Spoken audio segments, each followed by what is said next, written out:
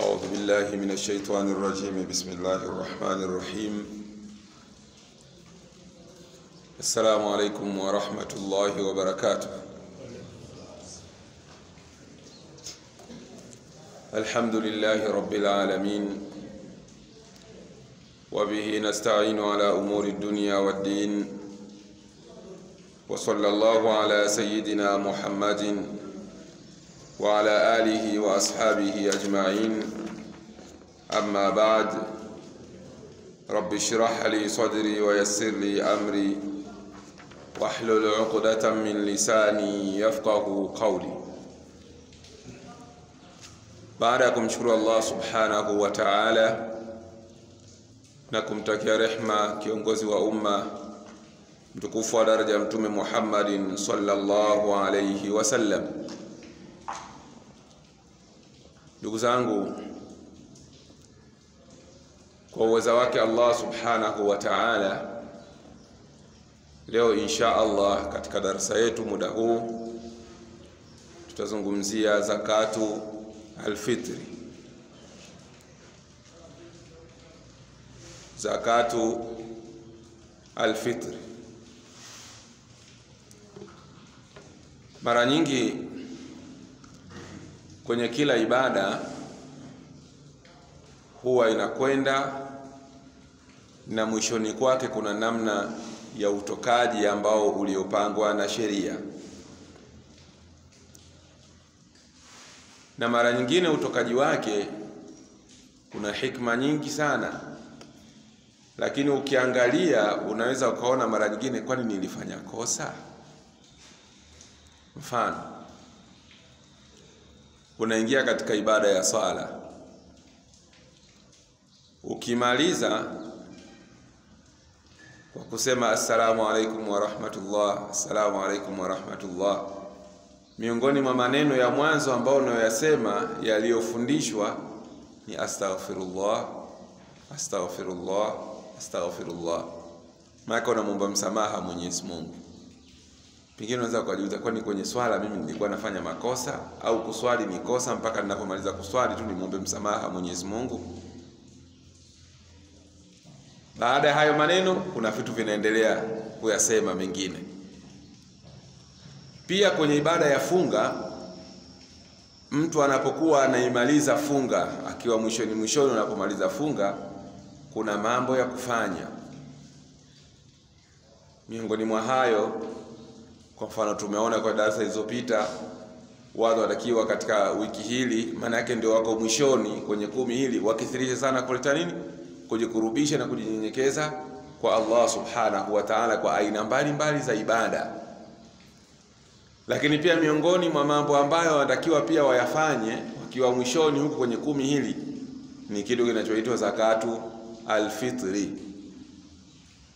Zakatu al-fitri ni moja ya vitu ambavyo vilivyowekwa kisheria vinavyoonesha mtu huyu anakwenda kukamilisha ibada yake ile ya funga, lakini pia vile vile wakati huo ibada hii imewekwa ili iweze kukamilisha yale mapungufu ambayo pengine yametokea wakati mtu anakamilisha ile ibada yake ya funga na mambo yake ya wajibu. Ukiangalia kwa mfano, unaweza ukaona mfano mambo ya sunna, kwa mfano swala za sunna, unaweza ukaona kazi yake inanyanyua na kuziba baadhi ya dosari ambazo pengine zimetokea mtu ndani ya nini, ndani ya swala yake. Pia hivyo zakatu alfitri, lengo lake kubwa unakuta ni tuhuratun lisaim au tutahiru saim, inamsafisha yule aliyefunga, inamsafisha yule aliyefunga, kwa maana inamkamilishia funga yake kwa yale machafuko na madosari yaliyotokea wakati yumo ndani ya funga yake. Pamoja ya kwamba hii ni sehemu ya kwanza, kwamba zakatul fitri inamsafisha na kupunguza au kuziba yale mapungufu yaliyotokea kwa yule anayetoa, kwa maana mfungaji. Lakini wakati huo huo inakuwa ni chakula kwa yule anayepewa, kwa maana yule maskini anayepewa. Kwa hiyo utakuta muda mmoja ina faida lakini zaidi ya moja. Ni muda mmoja kwa maana mtu anatoa, lakini faida inakuwa ni zaidi ya moja. Moja, faida anaipata ya kwanza kabisa ni yeye mwenyewe, yule ambaye aliyetoa zakatul fitri. Lakini mbili, inakwenda kwa yule aliyepewa, kwa sababu ni chakula kwa yule maskini, kinamfanya siku ile ya Idi na yeye awe ni mtu mwenye furaha, na wala asiwe ni mtu wa omba omba. Anakuwa ni mtu mwenye furaha na wala asijakawa omba omba, maana yake akawa na majonzi, nitakula nini, nitafanya nini, maana yake anakuwa na kitu kama hicho. Lakini pia ndani yake kuna kuonesha shukurani kwa Mwenyezi Mungu Subhanahu wa Ta'ala kwa kuweza kuikamilisha ile ibada ya funga, ibada ya visimamo vya tarawih, na Mwenyezi Mungu Subhanahu wa Ta'ala namna alivyomfanyia wepesi mtu huyu kuweza kukamilisha zile amal nzuri nzuri nyingi alizozifanya ndani ya mwezi wa Ramadhani. Kwa maana huu ndio utangulizi kwa tunapoizungumzia zakatul fitri, ni nini hasa inalenga, lakini pia vile vile ina faida gani kwa yule ambaye anayekuwa anaitoa au yule ambaye anayepewa. Ama hukumu yake, hukumu ya zakatul fitri kama ilivyokuja katika hadithi ya Ibn Abbas radhiyallahu anhuma, anasema faradha Rasulullah sallallahu alayhi wasallam zakatul fitr, Mtume sallallahu alayhi wasallam ameifaradhisha zakatu alfitri. Kwa hiyo tunasema kwamba zakatul fitri hukumu yake ni wajib, ni lazima kwa yule atakayekuwa amekidhi vigezo, ni lazima. Kwa hiyo hadithi ya Ibn Abbas kwanza imezungumzia hukumu ya zakatul fitri kwa maana ni lazima, lakini mbili ikazungumzia faida anazozipata au zinazopatikana kwa yule ambaye anayetoa, akisema tuhuratan lisaim, zakatul fitri ni kisafisho kinachomsafisha mtu yule aliyefunga, kwa maana huyu mfungaji anayetoa yale mapungufu minal laghwi warafathi, yanayotokana na mambo ya kipuuzi na ya mchezo yaliyotokea, yani yale mapungufu na dosari zilizotokea ndani ya funga yake akiwa amefunga, basi ile zakatul fitri inakwenda kumsafisha. Lakini pia ikawa inazungumzia tu'matan lilmasakin, pia inakuwa ni chakula kwa maskini. Baada ya hapo hadithi hii ikawa inasema faman addaha qabla as-salah fahiya zakatun maqbula, yule ambaye atakayetoa zakatul fitri kabla ya swala ya Idi, basi hiyo itakuwa ni zaka yenye kukubaliwa. Maana hichi kipengele cha mwisho kana kwamba kinazungumzia muda wa kutoa zakatul fitri. Faman addaha qabla as-salah fahiya zakatun maqbula, yule ambaye atakayetoa zakatul fitri kabla ya swala ya Idi, basi hiyo itakuwa ni zaka yenye kukubaliwa. Waman addaha baada as-salah, na yule ambaye atakayetoa baada ya swala ya Idi, fahiya sadaqatun minas sadaqat, basi hiyo itakuwa ni sadaka tu miongoni mwa sadaka. Yani maana yake haitokuwa zakatul fitri, bali huyo mtu aliyetoa atapata thawabu za nini? Za kutoa sadaka, na wala sio za kutoa zakatu alfitri. Zakatul fitri ni lazima, ni faradhi. Faradhi hii ameifaradhisha Mtume sallallahu alayhi wasallam, na ni lazima kumtii na kumjibu Mtume Muhammad sallallahu alayhi wasallam. Allah subhanahu wa ta'ala ndani ya Qur'an anasema man yuti'ir rasula faqad ata'a Allah, man yuti'ir rasula faqad ata'a Allah, yeyote ambaye atakayemtii mtume basi kwa hakika mtu huyo amemtii Mwenyezi Mungu Subhanahu wa Ta'ala. Ni Suratul Nisa aya ya 80. Kwa hiyo unapotekeleza zakatul fitri ambayo amefaradhisha Mtume sallallahu alayhi wasallam, maana yake umetekeleza, umetii maamrisho ya Mtume sallallahu alayhi wasallam, na ndani yake pia umetii maamrisho ya Mwenyezi Mungu Subhanahu wa Ta'ala, kwa sababu Mtume wetu Muhammad sallallahu alayhi wasallam kile anachokisema sio tu kwamba aifurahishe nafsi yake, sio afurahishe baraza, bali anachokisema huwa kinakuwa wahyun yuha, wama yantiqu anil hawa in huwa illa wahyun yuha. Mtume sallallahu alayhi wasallam hatamki, haongei, halazimishi kitu kwa kuifurahisha nafsi yake, kwa kufurahisha watu, bali anayoyatamka ni wahi utokao kwa Mwenyezi Mungu Subhanahu wa Ta'ala. Kwa hiyo tukiangalia watu tunaona hukumu yake, kwa maana hukumu ya zakatul fitr ni lazima kwa kila Muislamu mwenye kukidhi vigezo. Sasa huyo Muislamu aliyekidhi vigezo ni yupi? Ni yupi?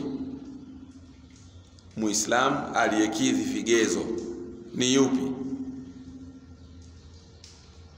Muislamu aliyekidhi vigezo vya kutoa ni Muislamu ambaye amemiliki chakula cha mchana na usiku wa siku ya Idi.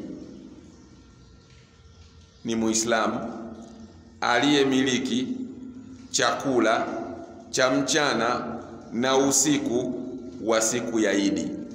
Kile kitakachozidi hapo, basi tunasema Muislamu huyu atakuwa amewajibika kutoa zakatu alfitri. Kile unachokimiliki wewe mchana na usiku wake, na ukaona una ziada, basi hiyo ziada uliyokuwa nayo, fahamu hapo utakuwa wewe umewajibika kutoa zakatu alfitri. Na kabisa mtu anaanza kujitolea yeye mwenyewe. Kwa mfano, pengine mtu yupo yeye na familia yuko nyuma inayomtegemea. Kwa hiyo akiwa na chakula cha kumtosha yeye na ile familia yake mchana na usiku wa siku ya Idi, basi kilichozidi mtu huyu atawajibika kutoa zakatu alfitri, na ataanza kujitolea yeye mwenyewe, kisha atawatolea wale ambao yeye anawajibika kuwahudumia. Ataanza na yeye mwenyewe, kisha atawatolea wale ambao yeye anaowajibika kuwahudumia, mfano mke ama ndugu, watoto na wengineo ambao yeye anawahudumia katika Waislamu. Kwa hiyo ni wajibu kwa Muislamu yeye mwenyewe na wale anaowahudumia au wale wanaomtegemea yeye matumizi. Sasa kwenye hawa wanaomtegemea, maana yake baada ya kuanza yeye kulingana na uwezo wake, kama amejitolea yeye mwenyewe na nyuma yake kuna watu 5, ana uwezo wa kuwatolea 5 wote, basi pia atafanya nini? Atawatolea. Amejitolea yeye, nyuma yake kuna 5, lakini ana uwezo wa kuwatolea 3, basi atawatolea hao 3. Ana watu 5 nyuma yake, atajitolea mwenyewe, lakini ana uwezo wa kumtolea mmoja tu katika wale 5, basi pia vile vile atafanya nini? Atajitolea yeye na atamtolea mmoja katika hao 5 ambao wanaomtegemea yeye. Maana yake sheria inamwambia wale wanaokutegemea utawatolea kulingana na uwezo wako. Kama unao uwezo wa kuwatolea wote, basi ni lazima uwatolee wote. Na hii zakatul fitri kwa Muislamu haitegemei ule kwamba mtu mpaka awe baligh. Kwamba wewe cha msingi wewe ni Muislamu, waliokuwa chini yako wawe wadogo wadogo, wawe wakubwa, kwa kuwa wanakutegemea wewe matumizi, basi pia nao utafanya nini? Utawatolea. Kwa hiyo hata mtoto ambaye aliyezaliwa kabla jua halijazama, kwa maana jua halijazama siku ya mwisho wa mwezi wa Ramadhani, bado kazaliwa ndani ya Ramadhani, baada ya masaa machache ndio mwezi umeandama, pia naye utamtolea. Ndio Mungu akawa anasema, Mwenyezi Mungu anasema fattaqullaha mastata'tum, muogopeni Mwenyezi Mungu kwa kiasi cha uwezo wenu. Muogopeni Mwenyezi Mungu kiasi cha uwezo wenu. Kwa hiyo kiasi cha uwezo wenu hapa maana yake ni kwamba umetoa, baada ya kutoa wale wanaokutegemea kulingana na idadi yao utawatolea na wao kulingana na ule uwezo wako. Lakini hapa mara nyingine yawezekana pengine mtu mwanzoni akawa si katika watu ambao wanaowajibika kutoa, halafu baadaye akawa ni miongoni mwa watu wanaowajibika kutoa. Mfano, pengine mtu yeye na mke wake na watoto wake watatu, maisha yake kila mtu anajua kwamba fulani ni maskini, hajiwezi. Kila mtu akawa sasa anamuangalia yeye. Kwa hiyo takriban pengine kuna mtu mmoja pale ana familia ya watu watano, akachukua akampelekea yeye. Kuna mwingine naye kule akamwangalia akampelekea yeye. Kuna mwingine pale naye akamwangalia akampelekea yeye. Kwa hiyo huyu mtu asili yake alikuwa ni mtu maskini, lakini kwa siku ile vile alivyopewa vimefanya vimtoshe yeye ule mchana wa Idi na usiku wake na familia yake, na bado ikaonekana anayo nyongeza, anayo ziada iliyobaki. Basi ile ziada iliyobaki tunasema na yeye pia anawajibika kufanya nini? Anawajibika kutoa. Atawatoa kulingana na uwezo wake, kwa maana hicho kilichobaki kama ni kujitolea tu yeye mwenyewe peke yake ama kuitolea yeye pia pengine na familia yake. Kwa hiyo ndio maana tukasema zakatul fitri ni wajibu kwa kila Muislamu aliyekamilisha chakula cha mchana na usiku wa siku ya nini? Ya Idi. Kilichozidi atawajibika kutoa na yeye zakatul fitri. Kwa hiyo yawezekana mara nyingine pengine mtu wakati anaanza au Ramadhani inaanza mpaka inakaribia kuisha, mtu alikuwa nini? Pengine alikuwa hawajibiki, lakini ile siku watu wamemwangalia mwishoni, na yeye akawa ananyongeza, akawa na salio la chakula, basi pia naye pia atawajibika kutoa zakatu alfitr. Ama kitu gani kinachotolewa? Kitu gani kinachotolewa? Wanasema zakatul fitri ni wajibu kutoa chakula ambacho kinaliwa na wanadamu, chakula cha wanadamu, na hasa chakula ambacho kinacholiwa sana katika ule mji. Chakula kinacholiwa na wanadamu na hasa kinacholiwa katika mji ule. Mtume sallallahu alayhi wasallam, hadithi ya Ibn Umar radhiyallahu anhuma, anasema faradha Rasulullah sallallahu alayhi wasallam zakatul fitri min Ramadhan, amefaradhisha Mtume zakatul fitri katika mwezi wa Ramadhan, kwa maana watu wanavyoimaliza Ramadhan, swa'an min tamrin au swa'an min sha'ir, amefaradhisha kutolewa pishi ya tende ama pishi ya ngano. Hivi ndio vyakula ambavyo walikuwa wanakula kipindi hicho katika miji yao: ngano, tende na vinginevyo. Kwa hiyo ukiangalia pengine katika miji yetu vyakula ambavyo vinavyopendeza na watu wanaopendeza kula siku ya Idi ni vyakula gani? Hata ugali watu wanakula, lakini hasa ukiangalia siku ya Idi watu wanapenda kula chakula gani? Wali, si ndio? Mchele. Kwa hiyo ndio chakula ambacho mtu atatoa pishi ya chakula kinacholiwa katika ule mji. Na hili linathibitika ni kwamba Abu Sa'id al-Khudri radhiyallahu anhu anasema wao walikuwa wanatoa kwenye zakatul fitri chakula kile. Wengine walikuwa wanatoa shairi, wengine walikuwa wanatoa zabibu, wengine walikuwa wanatoa tende. Ni kuonesha kwamba ingawa hadithi imeonesha vitu vichache, lakini mara nyingi kinachotegemewa ni chakula kinacholiwa katika ule mji. Na asili ya zakatul fitri ni kutoa chakula. Kwa hiyo baadhi ya maulama wamebaki na nasi ya hadithi ni chakula, na wala hawajuzishi kutoa thamani ya chakula, na baadhi wamejuzisha kutoa thamani ya chakula kwa kuangalia yale malengo ya zakatul fitri, hasa kwa yule anafanya nini, anayepewa, kwa maana kumpa furaha, kumzuia na kuombaomba. Kwa hiyo wakaona kwamba pengine ukimpa pesa mara nyingine inawezekana pengine ikamkamilishia zaidi, yawezekana pengine ikapatikana humo na nguo ya mtoto, ikapatikana humo pengine badala ya mchele akapata na kuni, akapata mafuta, akapata na mboga. Na ndio maana wengine wanasema ukimpa basi mpe angalau chakula, mpe na kitu ambacho pengine anaweza kufanya nini, kama nyongeza kwa kwa utakuwa umeongeza, ni ziada, sadaka yako umeitoa, ili aweze kupata na kile cha kununulia. Kwa hiyo baadhi ya wanachuoni wamejuzisha, kwa maana wameruhusu kutoa nini? Kutoa thamani. Kwa maana hiyo pishi moja, tunapozungumzia pishi moja kwa vipimo vya kwetu vya mzani ni sawa sawa na kilo 2.5 takriban kilo 2.5. Kwa hiyo wengine wamejuzisha kutoa thamani ya hiyo, lakini asili ni kutoa nini? Kutoa chakula. Ama wakati wujubiha, wakati wa lazima kutoa. Sasa muda huo ikifika ndio lazima kwa yule ambaye alikidhi vigezo tuliyomtaja hapa, lazima atoe. Tunazungumzia ni baada ghurubi shamsi akhir lailati min Ramadhan, baada ya kuzama jua ule usiku wa mwisho wa mwezi wa Ramadhani. Maana yake ni sawa na kusema baada ya jua kuzama, maana yake likizama jua watu wanaangalia mwezi. Kama ndio 29 ikionekana mwezi umeandama, basi hapo ni wajibu kutoa. Muda huo ndio wakati wa wajibu wa lazima kutoa, kabla ya watu kuamka asubuhi na kwenda kusali swala ya Eid. Ama kama ndio mwezi 30, basi baada tu mwezi 30 ile jua likizama, baada ya hapo, huo muda tunasema ni muda wa wajibu, ni muda wa lazima kutoa zakatu alfitri. Lakini pia kuna muda wa jawazi. Kuna muda wa jawazi, muda ambao unaofaa kutoa. Muda unaofaa kutoa, mtu anaweza akatoa kwa maana siku 2 au siku 1 kabla ya nini? Kabla ya Eid.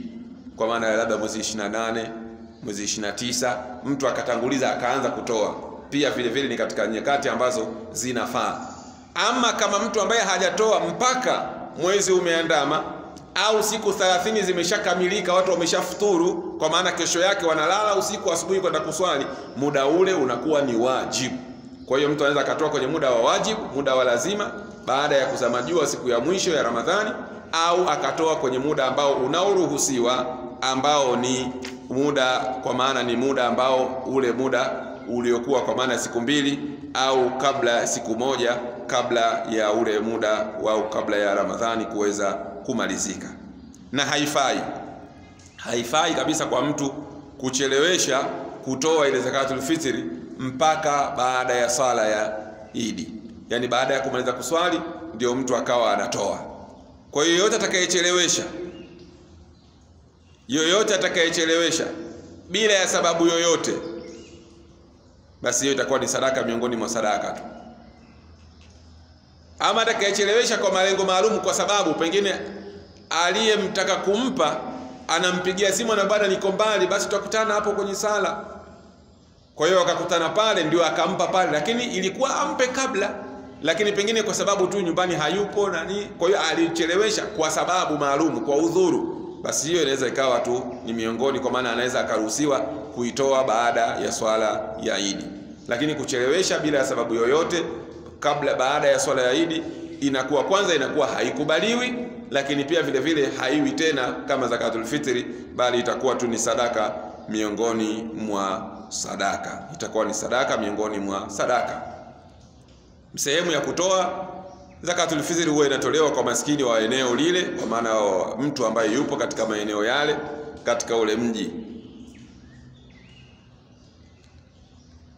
Sawa sawa na wajua wanaostahiki au hawajui. Kama anawajua atawapa, kama hawajui anaweza akatafuta watu wenyeji wa eneo lile ili aweze kuwapa hiyo zakatu alfitri, kwa maana hao ambao wanaostahiki kupewa hiyo zakatul fitri, ambao ni miongoni mwa Waislamu maskini na wale mafukara, masikini na wale mafukara.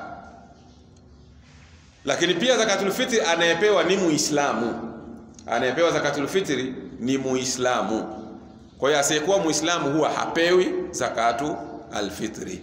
Kwa hiyo labda kwa mfano pengine una ndugu zako na wao pengine hawajiwezi, ukataka uwasaidie, basi zakatul fitri itoe wape Waislamu, alafu sadaka kama sadaka nyingine wape ambao wasiokuwa Waislamu. Kwa hiyo zakatul fitri anayepewa ni Muislamu, maskini au fakiri wa katika Waislamu.